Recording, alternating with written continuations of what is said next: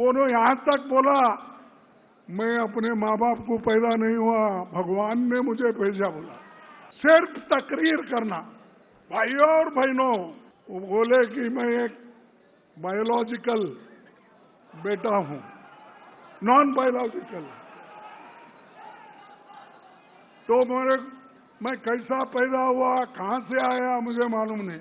भगवान ने मुझे भेजा।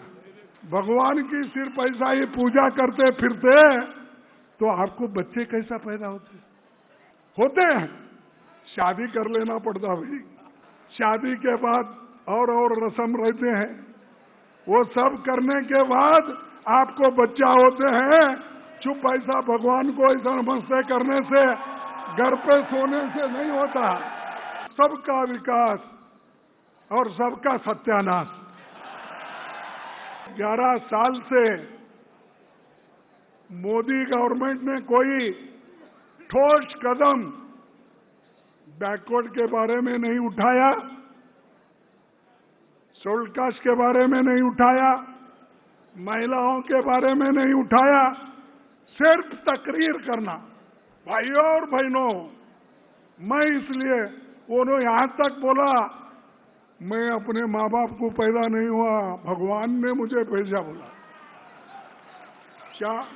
क्या बोलते वो इन्होंने, बायोलॉजिकल।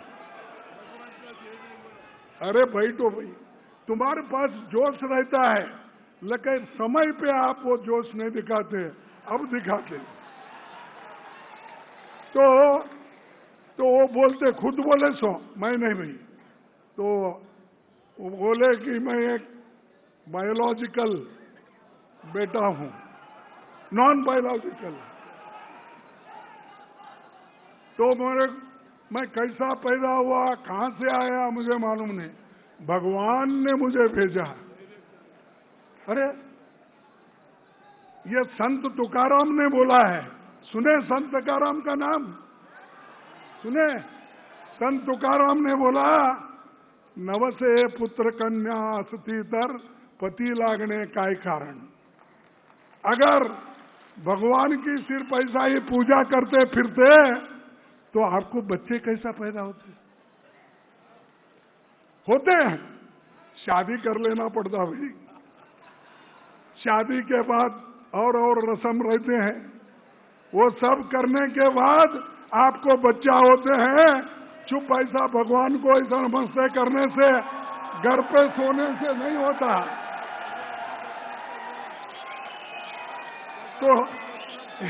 तो ये नेता तो ऐसा बोल रहा है कि मुझे ने भगवान को पैदा किया। अरे अगर ऐसे लोग देश चलाते हैं, क्या इनके पास शास्त्रीय ढंग का विचार है? जो पंडित जवाहरलाल नेहरू जी के पास था, जो शास्त्रीय विचारधारा थी, जो आइडियोलॉजी थी, उस आइडियोलॉजी का एक अंश तो इसके पास है। मैं बैकवर्ड हूं, तो बैकवर्ड के लिए क्या करना, ये कभी इसने सोचा? सबका साथ, सबका विकास और सबका सत्यानाश।